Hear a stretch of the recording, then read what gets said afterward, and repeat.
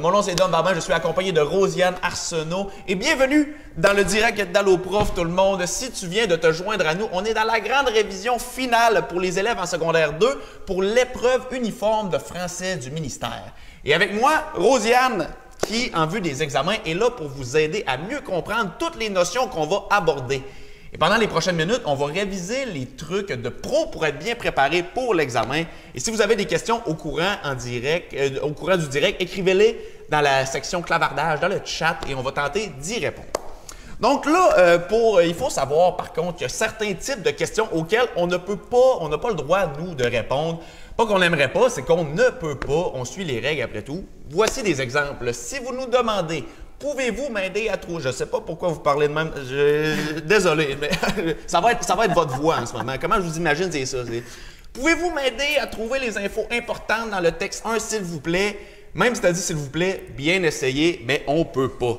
Sinon, une question du genre « je pense que la question, ça va être ça. J'ai écrit quelque chose, pourriez-vous me dire si c'est bon? » Tu as le droit d'essayer de deviner le futur, mais dans notre cas, on ne peut pas commenter. Et finalement, un dernier exemple, si j'ai ça de sommaire, ça me prend combien à l'examen pour passer? On révise le français, pas les mathématiques. Encore impossible pour nous de répondre. Je pense que vous avez compris un peu le concept, là. Tout d'abord, dans un examen, c'est important et je dirais même primordial, de savoir de quoi on parle. Rosiane, je voulais donc qu'on jase un peu de la matière à l'examen, si tu es partante. Je pense que c'est ça que le chat, on aimerait. Donc, je te laisse la parole. Oui, ça va me faire plaisir. Écoute, Dom, les élèves de deuxième secondaire ont un texte descriptif justificatif à écrire. C'est un texte d'une longueur d'environ 300 mots. Ça vaut pour 20 de la note finale en écriture. Et ils auront un dossier de préparatoire qui va leur être remis, un cahier de notes à préparer. Il y a des activités qui sont faites en classe avec l'enseignant de français. Puis l'épreuve va avoir lieu entre le 14 et le 31 mai. Donc, c'est pas même date pour tout le monde. Ça dépend secondaire 2. Fait que 300 mots, 20 de la note finale. Tu as reçu ton cahier préparatoire, puis la date, c'est à vérifier avec ton ou ta prof de français. C'est bien ça? Merveilleux. Donc, j'ai quelques questions qui reviennent souvent à la gang d'Alloprof que j'aimerais qu'on aborde ensemble. La première, Rosiane, c'est quoi un bon paragraphe de description et un bon paragraphe de justification? Tu as un élément à décrire. Tu veux le décrire le plus clairement possible à tes lecteurs. Donc, tu peux utiliser des procédés descriptifs, caractériser, donner des caractéristiques de ton élément à décrire, énumérer tes aspects, situer dans le temps et dans l'espace aussi ton élément. Ça, ce sont des procédés descriptifs. Pour la partie justificative, là, tu dois justifier une affirmation. Donc, tu peux te servir de la citation, tu peux te servir de l'exemple, une comparaison. Ce sont des bons procédés. Merveilleux, super. Et là, je me prépare pour la prochaine. Là. Je ne sais pas si c'est le même qu'ils le disent en vrai, mais je me suis réchauffé. Dans le texte descriptif justificatif, est-ce qu'on doit être objectif ou donner son opinion, voire être subjectif? Ça fait pratiquer ta diction. Il y avait beaucoup de if là-dedans. Oui, il y avait beaucoup de peut-être en anglais dans cette affaire-là. A priori, c'est plus un texte qui est objectif. Dans la partie justification, tu peux utiliser le « je » si tu veux faire paraître un petit peu ta présence, mais c'est davantage un ton objectif. D'accord. Hey, en passant, la gang, il n'est pas trop tard. Taguez vos amis, appelez-les FaceTime vite. Hey, venez-vous-en. Live, il y a du beau contenu qui se passe, là. Live, écoutez bien, c'est un 40 minutes, ça vous aide pour vos examens. Là, je vois qu'on s'en vient une pas pire gang dans le live, fait que c'est bien cool. Et on a plein de questions qu'on aborde, moi et Rosiane Arsenault. Donc, Rosiane, une autre question pour toi. Oui. Est-ce qu'il peut y avoir de la description et de la justification dans le même paragraphe? Il y a deux manières de structurer ton texte. Tu peux combiner justification avec la description, donc commencer par décrire puis justifier ensuite ton affirmation. Ou tu peux faire vraiment un paragraphe de description puis un paragraphe de justification par la suite. OK, merveilleux. Puis à quel temps il faut écrire le texte? C'est pas compliqué, c'est le présent. Toujours le présent. C'est une dominante de présent. Si tu dois faire référence au passé, tu peux utiliser le passé composé, mais le temps dominant, c'est le présent. Et quand tu dis faire référence au passé, c'est dans les citations. Les citations, en passant, les citations, moi, j'ai toujours eu une petite question, là, je ne suis pas dans le texte. Là. Moi, les citations, des fois, je me suis fait avoir une fois, là, je changeais la citation parce que je trouvais que ça faisait. Il faut pas faire ça, hein? Non. Si tu as bien préparé ton cahier de notes, tu prends en note vraiment telle quelle, admettons, une phrase tirée du dossier préparatoire. Bien là, tu utilises les guillemets, tu prends en note l'auteur, la date, puis comme ça, tu vas vraiment retranscrire mot pour mot la citation dans ta justification.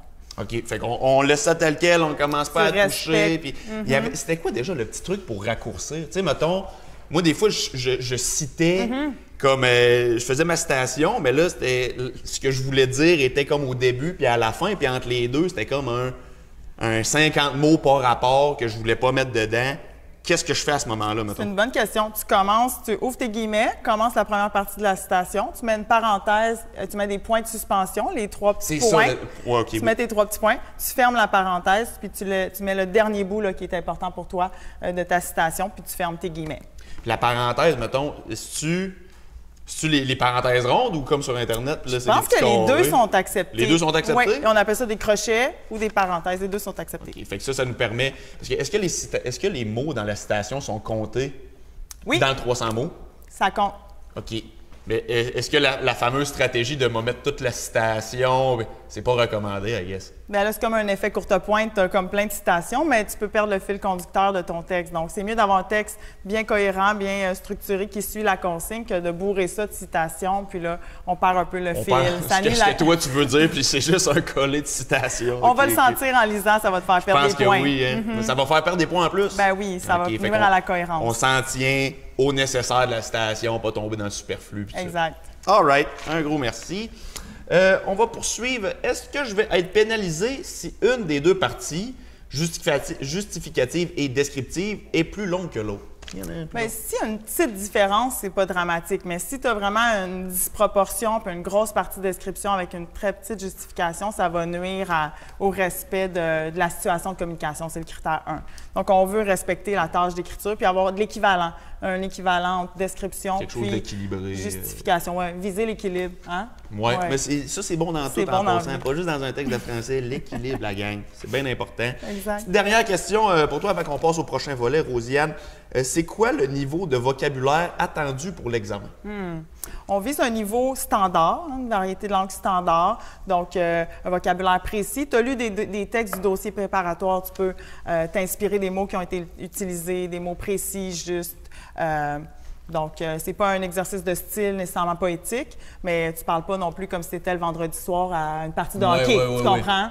Parce que je sais qu'en français, il y a différents registres. Tu ne veux pas tomber dans un registre qui est plus vulgaire ou plus familier. Exactement. Tu essaies de rester dans un... J'ai de l'air vraiment brillant là-dessus. As-tu compris? C'était pas dans le script. J'ai quand même plugué salut papa, salut maman. J'ai étudié quand même. Ils sont fiers de moi. Avant de poursuivre au prochain volet, y a-t-il des petites questions dans le chat? N'hésitez pas si vous avez des questions, la gang. Mettez ça dans le chat. Nous autres, on est une belle équipe qui vient filtrer ça. On reste dans les questions qui se peuvent. Demande-moi pas ce que j'ai mangé un matin. Je m'en souviens plus. Fait que, on a une question ici de Phil. Salut Phil, merci beaucoup d'être là. Si j'ai trop de mots, est-ce que je peux écrire un seul paragraphe de développement? Ça va être vraiment important dans la structure de ton texte de bien séparer en 2 paragraphes. Puis utilise des organisateurs textuels, premièrement, deuxièmement, ou tout d'abord, ensuite, pour bien séparer tes paragraphes puis les enchaîner. As-tu le droit de nous donner 2-3 petits organisateurs textuels bien payants? Moi, je me souviens dans le temps, là, le finalement, on l'aimait moins. Là. Le finalement, pour une conclusion, il y avait de quoi de plus beau, plus niché. Bien, en conclusion? En conclusion, OK, oui.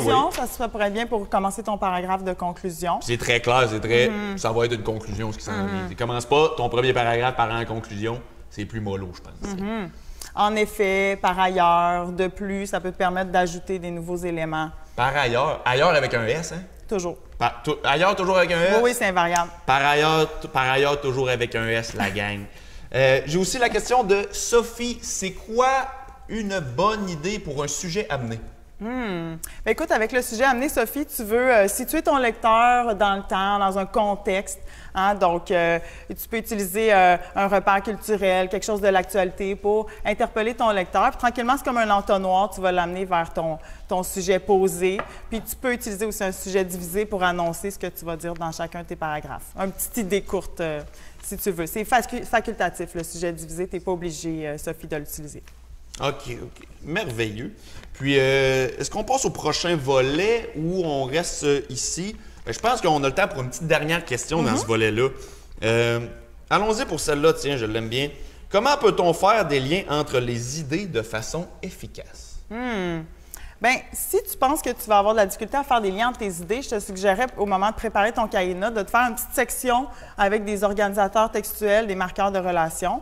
Puis là, il y a des liens logiques. Hein? Il y a des marqueurs de relations plus pour introduire une conséquence. Donc, par conséquent, il y en a que c'est pour introduire un nouvel élément de plus, par exemple. Donc, pense à te mettre quelques petits organisateurs textuels et marqueurs de relations avec les liens qui peuvent te permettre de faire sur ta feuille de notes ou ton cahier de notes. Ça peut te permettre de ne pas manquer d'idées au moment d'écrire ton texte. Super. Bien, merci beaucoup, Rosiane. Donc, si je comprends bien tout ce qu'on vient de se jaser, en résumé, on privilégie nos forces, on utilise au max le temps de préparation en classe et surtout, en écrivant, on n'essaie pas de se prendre pour un autre puis d'écrire quelque chose qui n'est pas nous autres. On essaie de rester passionné par le sujet puis de laisser sa petite touche de soi-même dans le texte. Est-ce que c'est payant quand on voit ça? Que ça vient de la personne, tu sais. Oui, on peut personnaliser son texte, mais il faut vraiment s'en tenir quand même à l'objectif du texte, la structure, pour vraiment avoir le meilleur résultat. C'est ça l'objectif.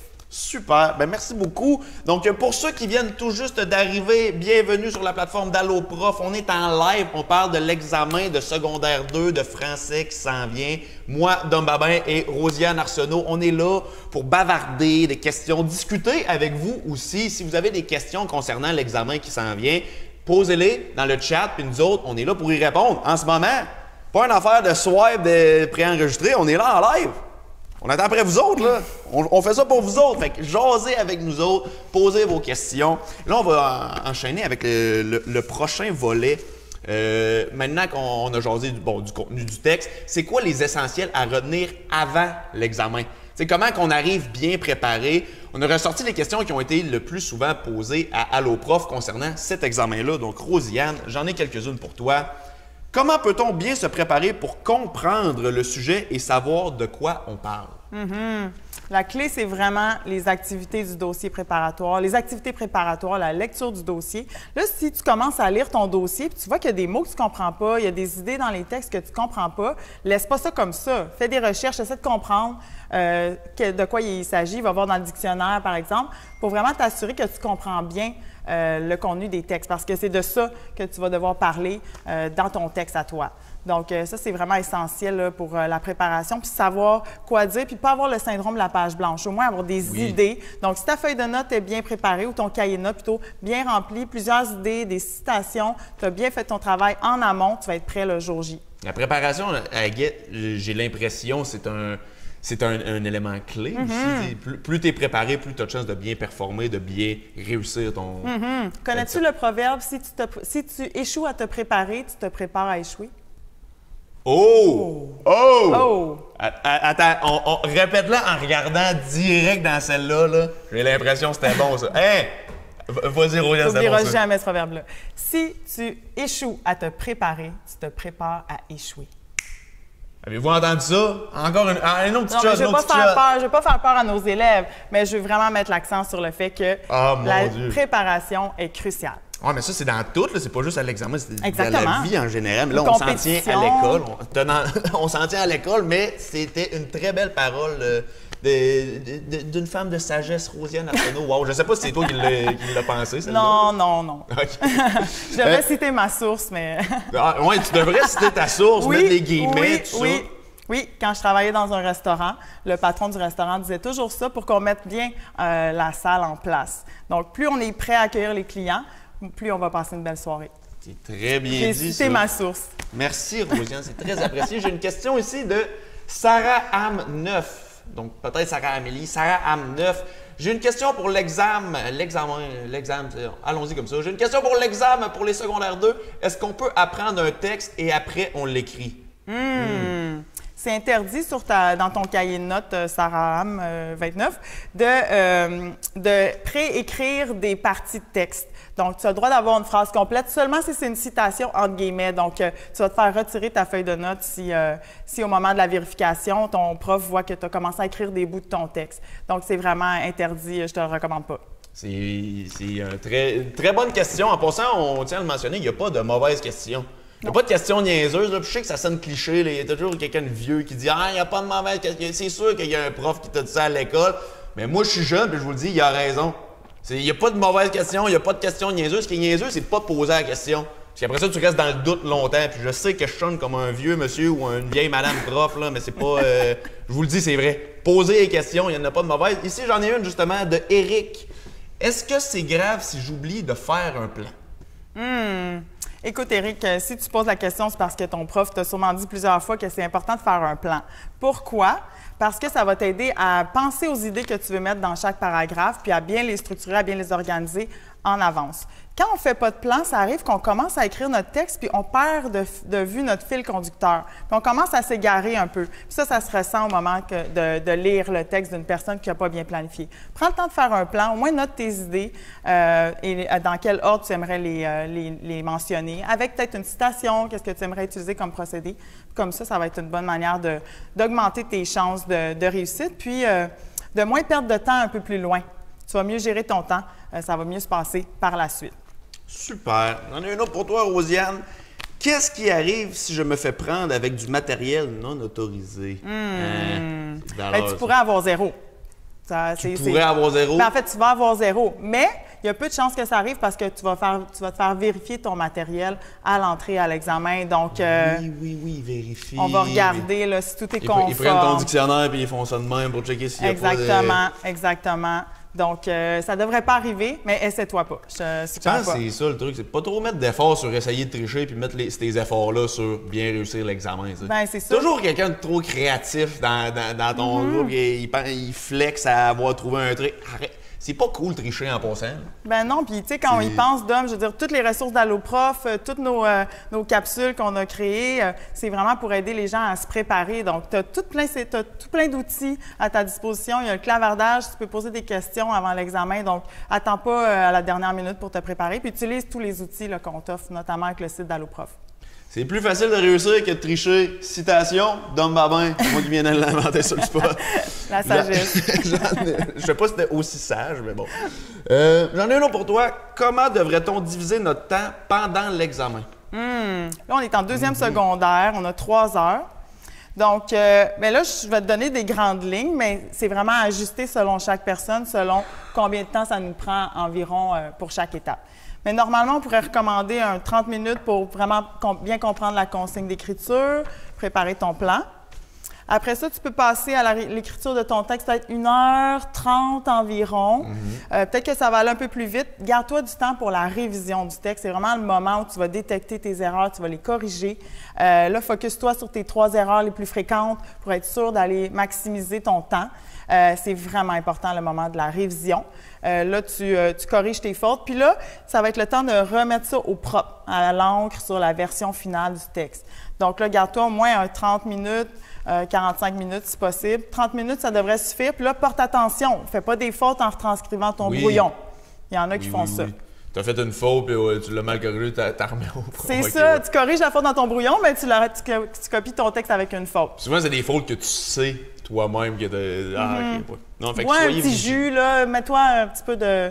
Bois un jus, une collation, quelque chose avant ta version finale pour avoir l'énergie, la concentration pour bien retranscrire tout ça. Juste comme libérer l'esprit un peu avant de passer à l'étape finale. Ici, j'ai une question qui a l'air bien importante parce qu'il y a beaucoup de majuscules là-dedans. Maëlie. Maëlie a l'air en panique, OK? Maëlie, stresse pas, on est là pour toi. On le fait, on est là. Et on va y répondre. Cause-toi pas la tête. Ça veut dire quoi, ouverture et synthèse? 8 points d'interrogation. Oh! C'est une importance, ça. Là, Maëlie, on est en conclusion du texte. On commence par la synthèse, on récapitule. Tu peux commencer avec le marqueur, l'organisateur textuel qu'on a mentionné tantôt, en conclusion, virgule. Là, tu récapitules un peu ce que tu as dit dans ton texte, une phrase qui résume ton texte. Et là, pour l'ouverture, bien là, tu veux alimenter la réflexion de ton lecteur, ouvrir sur un autre sujet, un sujet qui est relié au sujet de ton texte.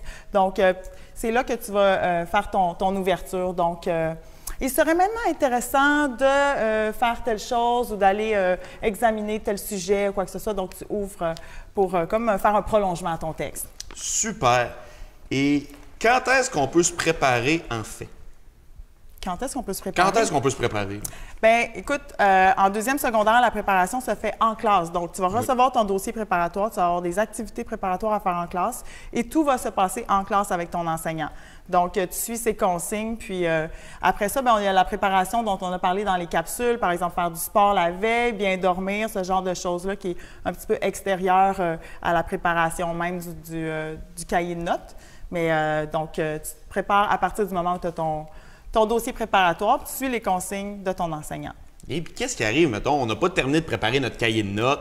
Qu'est-ce qu'on devrait prioriser dessus et qu'est-ce qu'on n'a pas le droit de mettre? Bien, on en a parlé tantôt. On ne peut pas mettre de bouts de texte complet déjà rédigés, des phrases complètes. Donc, on prend en note des éléments des textes préparatoires avec plus comme une liste avec des points. Tu peux mettre sur ta feuille de notes, comme je le disais, des exemples d'organisateurs textuels si ça peut t'aider. Ça va être beaucoup des informations qui proviennent des textes. Peut-être si tu as besoin d'une petite section d'organisateur textuel, tu peux te mettre aussi des petits rappels sur tes erreurs fréquentes, des stratégies de révision pour détecter puis corriger tes erreurs à la toute fin. Donc, tu peux prioriser ça pour ta feuille de notes. Mais c'est sûr que tu dois avoir des idées pour éviter le syndrome de la page blanche. Oui. Donc, viens lire les dossiers du texte, les textes du dossier préparatoire. OK. Puis, est-ce qu'on devrait écrire au stylo, crayon à mine? Pour ton brouillon, tu choisis. Peut-être plus crayon à mine si tu veux effacer, changer des choses. Pour la version finale, c'est à l'encre. Toujours à l'encre? OK, fait qu'on ne sait pas avoir crayon à mine au propre. Non, parce que c'est un peu brouillon. On corrige, on remet une version définitive à l'encre. On a une pensée toute spéciale à tous nos gauchers. Moi, je faisais partie du club des gauchers. Là, je sais que c'est bien tannant. Là. Après ça, tu écris au stylo, tu beurres, avec, là, tu te ramasses tout bleu ici, tout plein de crayons à mine. Là. On a une pensée pour vous autres. On a-tu un truc? Ah, moi, j'en ai un pour vous autres. Si tu mets une feuille en dessous, comme ça, tu te beurres pas la main, puis tu essaies de moins tout beurrer. Mais bref, ça, vous deviez le connaître déjà. J'ai une question qui nous vient de Axel. Est-ce qu'on est obligé de mettre des repères culturels dans le texte? Obligé, pas nécessairement. Cependant, bien, si tu as bien lu les textes du dossier préparatoire, tu vas avoir des informations sur l'actualité en lien avec un sujet, donc ça va se faire un peu de manière naturelle. OK. Et là, on a aussi Geneviève qui pose la question. Beaucoup d'empathie avec toi, Geneviève. Qu'est-ce qui arrive si je ne réussis pas l'examen? Écoute, il faut que tu saches, Geneviève, que l'examen vaut pour 20 de ta note finale. Ça veut dire que pendant l'année, tu as ramassé quand même 80 de points qui vont aussi compter. Donc, c'est pas parce que tu as échoué à l'examen final que tu échoues ton année en français ou en écriture. Il y a aussi des épreuves de reprise que tu pourrais envisager si jamais ça se passe pas bien. Oui. Ah, OK. Tu vois, Geneviève, stresse pas avec ça, ça va bien se passer. C'est correct de douter. Le doute, ça fait partie de la réussite. Souviens-toi de ça. Dom Babin, cité encore, le doute fait partie de la réussite. Je suis pas le premier à l'avoir dit. C'est impossible. Mais je vais prendre le mérite pour cette fois-ci. Et Andrea Baramba Lu. Comment faire une bonne connexion avec le SA et un SP? Sujet amené, sujet posé. Très bonne question, ça. OK, donc un organisateur textuel entre ta phrase de sujet amené puis ta phrase de sujet posé. Comment faire une bonne connexion entre les deux? Peut-être qu'on pourrait utiliser « en ce qui nous concerne » ou quelque chose comme ça. Plus spécifiquement, plus précisément, on pourrait aller avec quelque chose pour faire comme ton entonnoir puis aller vers quelque chose de plus spécifique. Ton sujet amené est plus large, puis là, tu veux aller vers quelque chose de plus précis pour commencer vraiment ton texte. Oui, super. Et maintenant, Véro, c'est quoi le max de mots? Oh, c'est une bonne question, ça, Véro.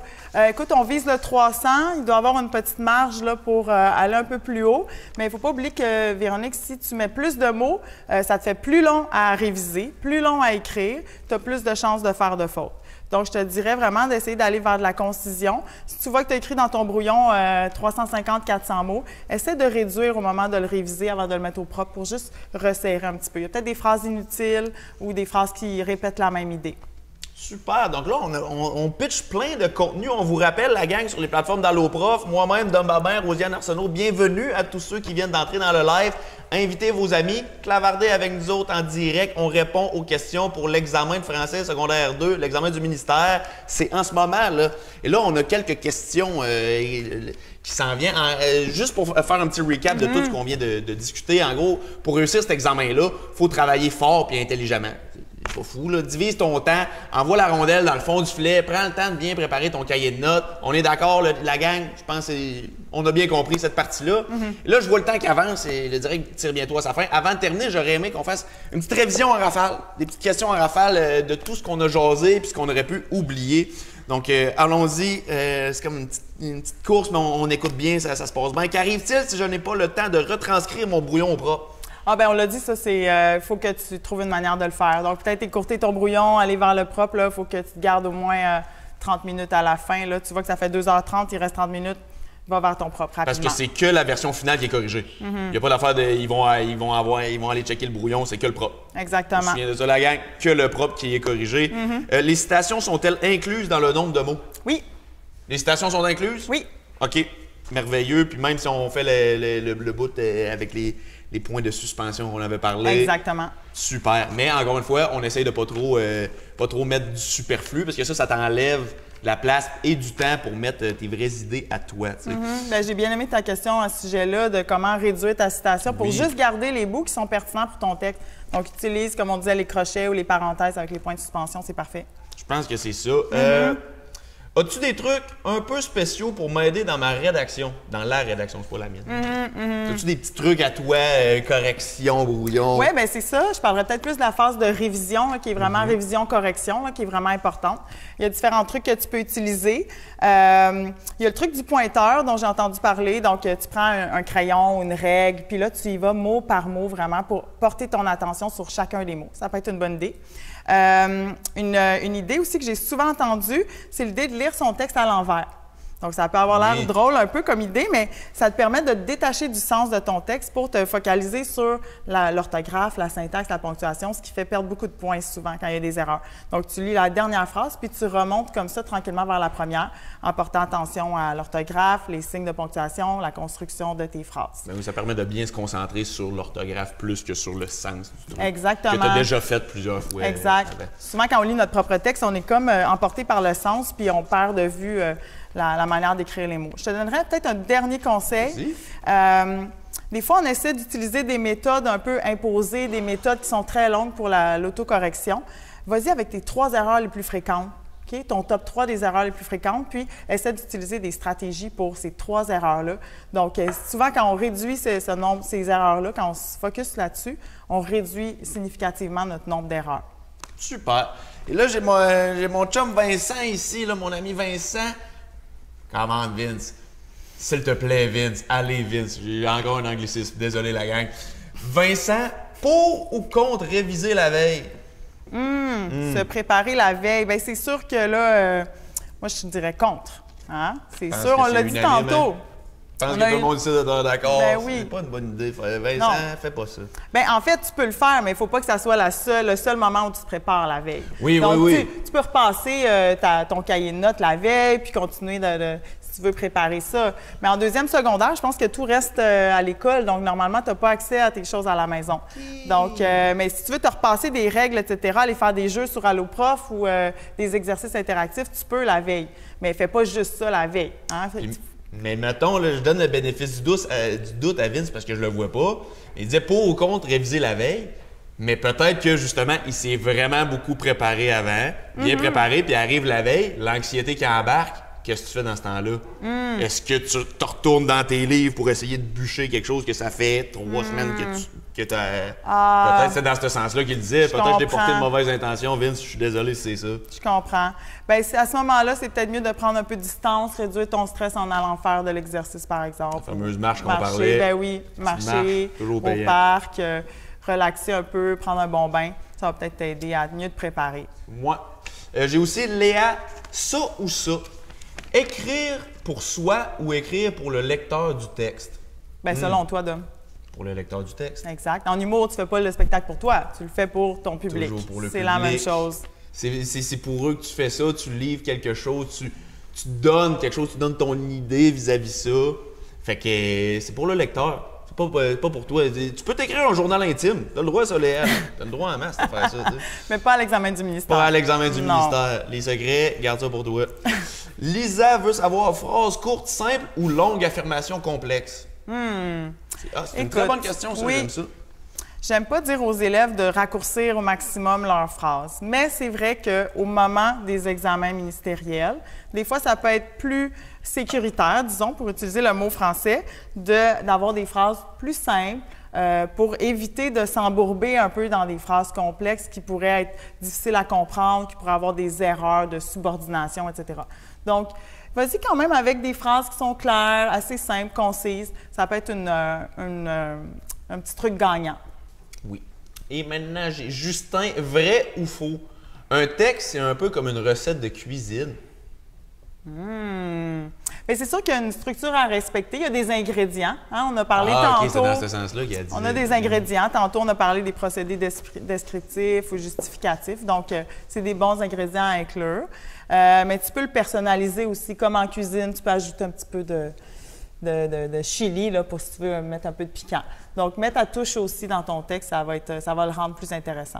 Super! Ben la gang, on a répondu à plein de questions ensemble sur la plateforme d'Alloprof, Dom Babin, moi-même et Rosiane Arsenault. On est là pour répondre à vos questions. Le live se termine bientôt, mais n'hésitez pas à poser des questions encore et encore. On a l'équipe d'Alloprof qui va continuer à répondre. Et pour terminer ce direct, j'avais le goût de motiver les troupes un peu, comme font les gens sur Twitch, là, les Twitchers, tout ça. Rosiane, attache ta tuque, ça part, OK?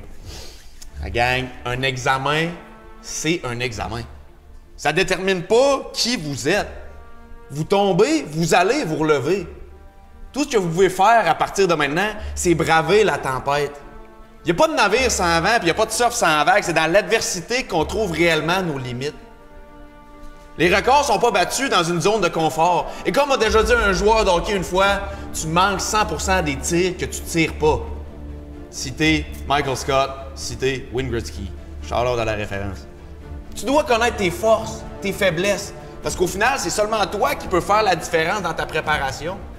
Mets les efforts qu'il faut, puis tu vas réussir cet examen-là.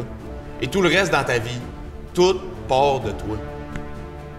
Puis si jamais tu sens que tu as encore besoin d'aide, le service de clavardage d'Alloprof est disponible en ce moment pour continuer à répondre à tes questions pour l'examen de français jusqu'à 21h. Pour les contacter, alloprof.qc.ca. C'était Alloprof pour les secondaires 2. Bon examen tout le monde. Bon succès. À la prochaine.